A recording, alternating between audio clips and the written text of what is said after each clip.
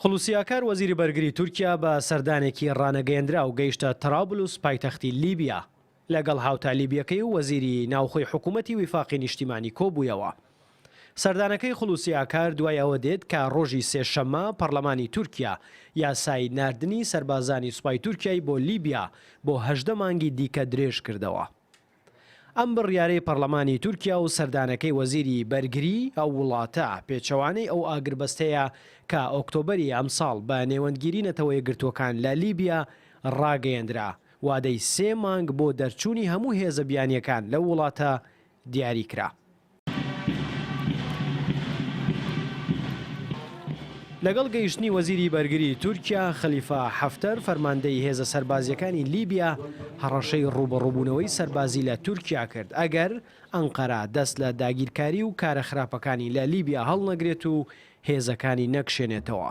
حەفتەر دەڵێ تورکیا دەیەوێت بە پارە و نەوتی لیبیا ئابوووریە لەرزۆکەکەی لە داڕوخانی یەکجاری ڕزگار بکات. واليوم نذكر العالم بموقفنا الثابت.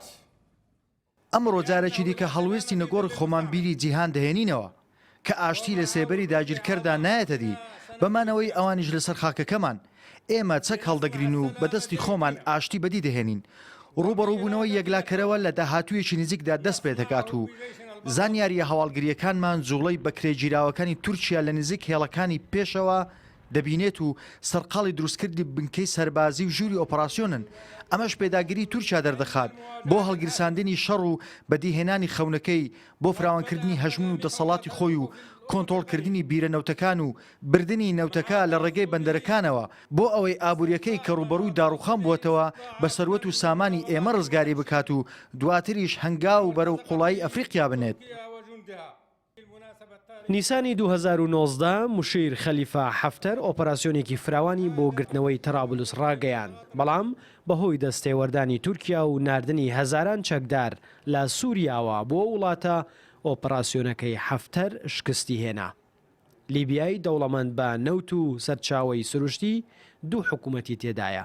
حکوومەتێک بە سەرۆکایەتی فایز سەرڕاج کە تەنها تەرابلوسی پایتەختی لەدەستە، حکوومەتێکیش لە ڕۆژهەڵات بە سەرۆکایەتی مشیر خەلیفە حەفتەر کە پەرلەمان و سوپا و زۆربەی خاکی لیبیایی لەدەستە. هەر حکوومەتێکیش چەند وڵاتێک پشتگیری دەکات. دوای 9 ساڵ لە ڕوخانی موعەمەر قەزافی هێشتا شەڕ و ئاڵۆزیەکان لە وڵاتە بەردەوامن.